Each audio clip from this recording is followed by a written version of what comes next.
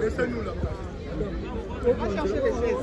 Madame, on a la caméra et le seul espace. S'il vous plaît. Et là, frère. Sors.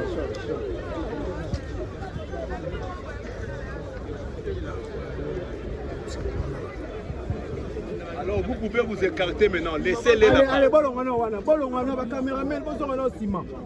Pardon, c'est bon.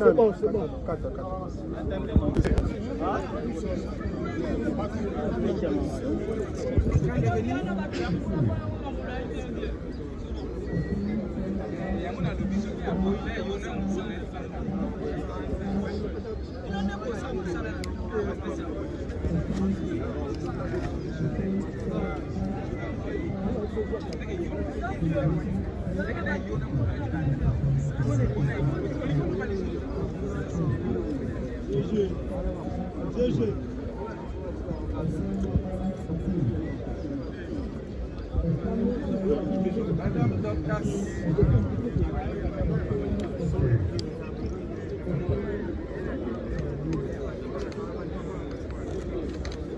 La demande au Conseil des partis civils de faire comparaître Madame Docas.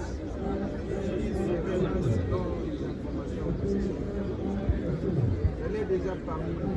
Elle comparaisse.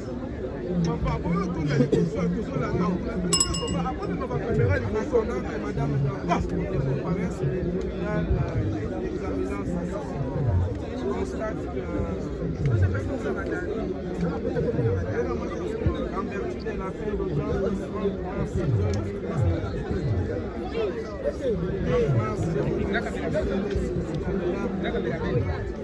remise contradictoire de la Cour pastorale.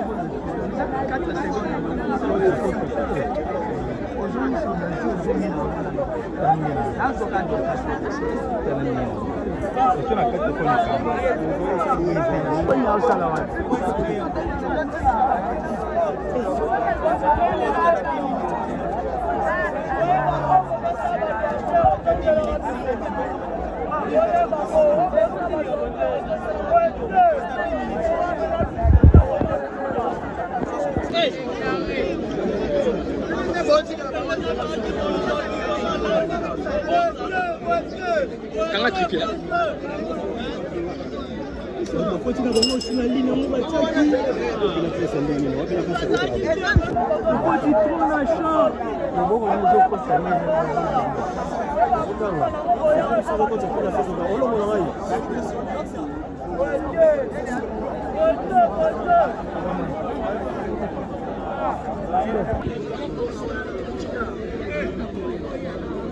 Les autres conseils viennent un conseil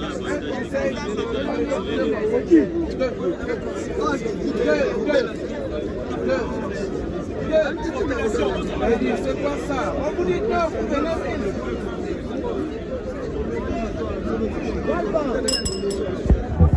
les conseils pour les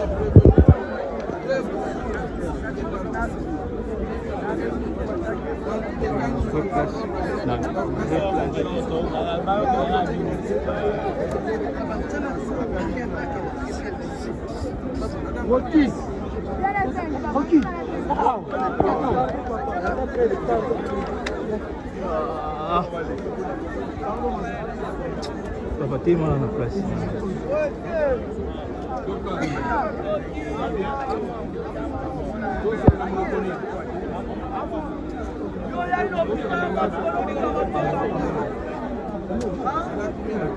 Messieurs les conseils, nous voulons seulement que pour les prévenus, que pour les participants. C'est mieux, sinon tout le monde vient se derrière nous les participants, nous sommes déjà et la République aussi.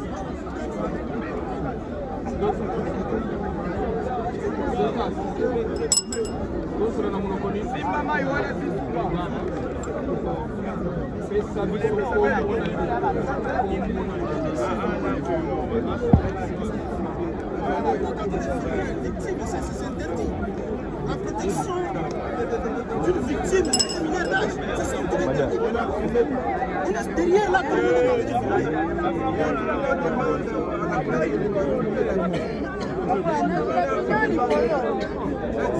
On va pas trop discuter, on a peur.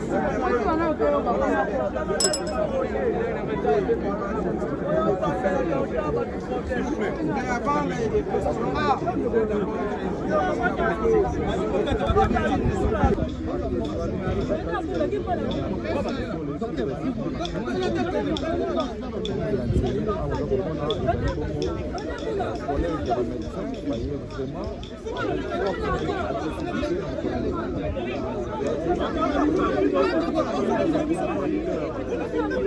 Non, bonjour mon frère.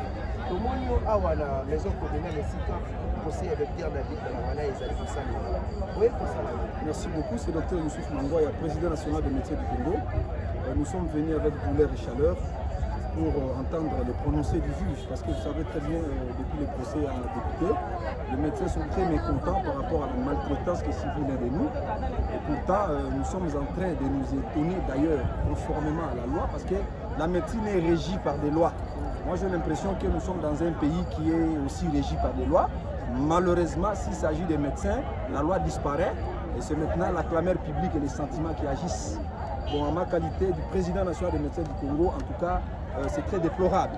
Nous sommes venus, nous sommes là, en chair et en os, nous sommes très complets, très compactés pour soutenir les nôtres. Docteur David ne s'est pas croisé avec cette dame en route afin qu'il fasse ce qui s'est fait. Docteur David a reçu la dame, n'est-ce pas, à l'hôpital. Il s'est sacrifié par rapport au serment qu'il a prêté. D'ailleurs, vous devez savoir, chers internautes, que faire la médecine au Congo, ce n'est pas une mince affaire.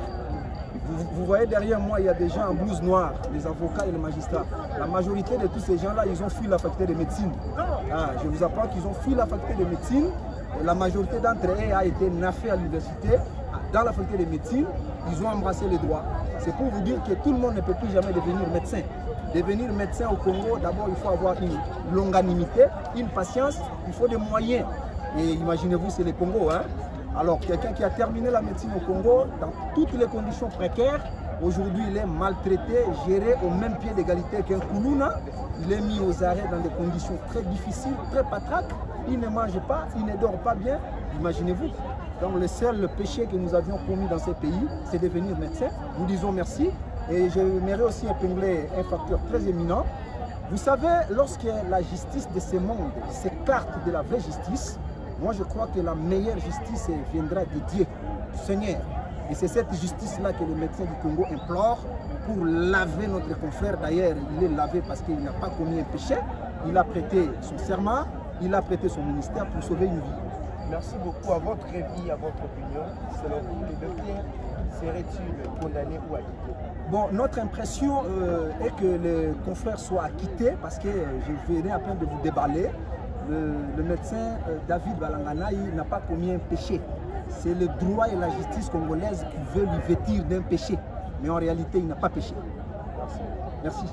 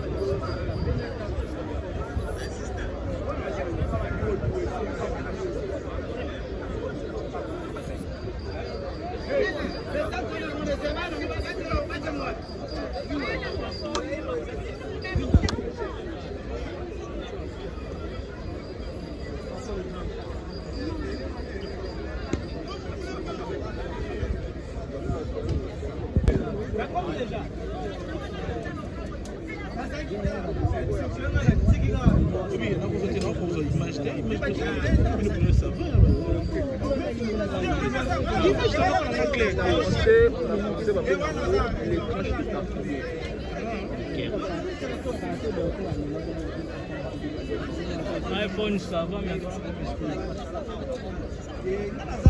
là, Kimia.